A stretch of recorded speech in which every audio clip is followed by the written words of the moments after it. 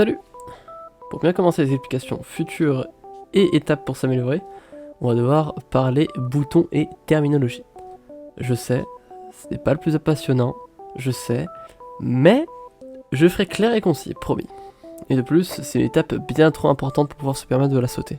Sans plus attendre, voilà à quoi ressemblent les boutons. Tout va bien, du calme, c'est plus simple qu'on ne le croit.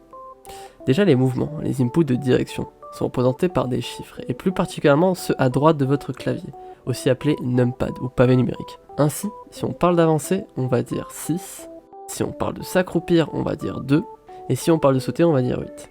Un saut en diagonale serait 9, etc. Vous avez saisi l'idée. Évidemment, lors d'exemples concrets, je remontrerai le schéma et m'arrangerai pour expliquer les subtilités si elles ont lieu. À droite, on peut voir des boutons, et c'est là qu'il va falloir être attentif.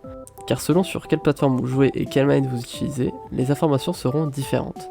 Par exemple, la touche X se trouve à la fois sur Xbox et PlayStation, mais pas du tout au même endroit. Donc on va éviter de dire la touche croix qui peut vouloir dire deux choses différentes. Ainsi, le bouton de gauche sera light, celui du haut sera medium, celui de droite sera heavy, et celui du bas sera spécial. Littéralement, on dit spécial. Bon, voyons en pratique ce que cela signifie. Si je dis 2M, 2M en français, j'entends par ici la direction bas avec la touche du haut.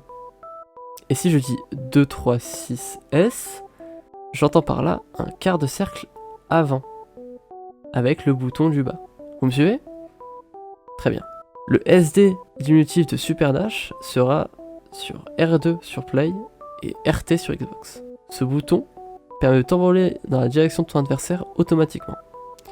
DR diminutif de Dragon Rush sera sur R1 et RB. Celui-ci te permet d'attraper ton adversaire. Durant ton apprentissage du jeu, tu verras parfois, souvent d'ailleurs, des écritures étranges. Pour lire les combos, on va en détailler quelques-uns. J signifie jump, JC jump cancel, on en reparlera dans une autre vidéo. DJ double jump, SJ super jump, c'est l'action de diriger la direction vers le bas avant de sauter, pour effectuer un premier saut beaucoup plus haut. A1 et A2 sont les assists logés respectivement sur L1 et L2 sur Play, et LBLT sur Xbox.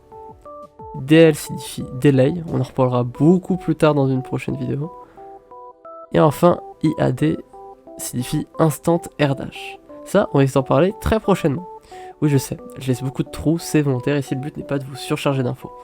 Comme je l'ai dit précédemment, on va se concentrer point par point pour ne pas sauter les étapes. On va se revoir très vite pour parler de déplacement.